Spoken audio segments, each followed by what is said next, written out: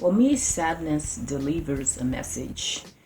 It's like you have lost your way, you need to realign.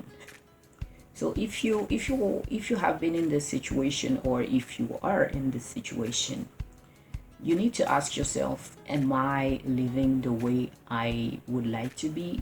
Am I following what my heart is telling me to do?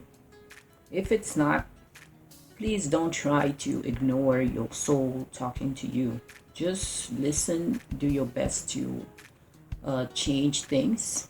You don't have to change everything the same day, but do it step by step, because the longer you will live not being aligned with your soul, the longer you will be depressed or sad.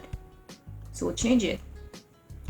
And it's usually a lack of congruency when you're not doing things that are true to yourself. When you are, for example, working in a job that is taking advantage of people or stealing people, but in a legal way, and you don't like it.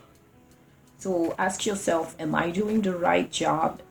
Am I doing what I'm supposed to do? Am I dating the right person?